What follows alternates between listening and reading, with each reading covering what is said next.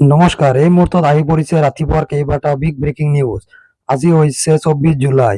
চৰকাৰী আঁচনিক লৈ মুখ্যমন্ত্ৰী ডক্টৰ হিমন্ত বিশ্ব শৰ্মাৰ বৃহৎ ঘোষণা।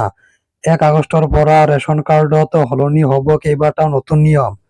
নতুন নিয়মেৰে সংগ্ৰহ কৰিব লাগিব ৰেচন। মুখ্যমন্ত্ৰীৰ ঘোষণা, প্ৰতিগৰাকী অৰুণোদয় হিতাধিকাৰীৰ বেংক একাউণ্টত সোমাব 1250 টকা।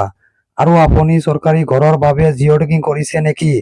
তেনে ক্ষেত্ৰত চৰকাৰী ঘৰৰ টকা অতি সোনকালে আপোনাৰ বেংক একাউণ্টত সোমাব। চৰকাৰী আঁচনি ৰেচনক লৈ আহি গ'ল ডাঙৰ খবৰ। 1 আগষ্টৰ পৰা চেনি, চাউল, দাইল, নিমখ, তেল সকলো লাভ কৰিব আপুনি।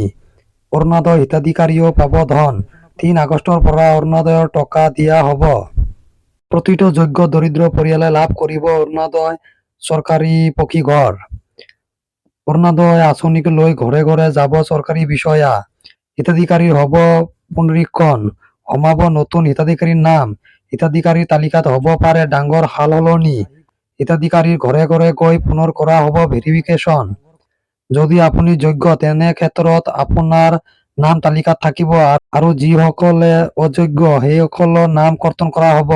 দেশৰ কৃষকসকলৰ বাবে ভাৰত চৰকাৰে আৰম্ভ কৰা এটা বিশেষ আঁচনি হৈছে PM কিষাণ আঁচনি। এই আঁচনিৰ জৰিয়তে প্ৰতিটো যোগ্য কৃষকক বছৰত 6,000 টকা সহায় দিয়া হৈছে। এতিয়া নতুন আপডেট অনুসৰি আগন্তুক কিস্তিৰ টকা খুব শীঘ্ৰেই মুক্তি পোৱাৰ সম্ভাৱনা আছে। যিসকল কৃষকে এতিয়ালৈকে eKYC সম্পূৰ্ণ কৰা নাই, তেওঁলোকৰ টকা বন্ধ থাকিব পাৰে। সেয়া সকলো কৃষকক অনুৰোধ কৰা হৈছে শীঘ্ৰে নিজৰ eKYC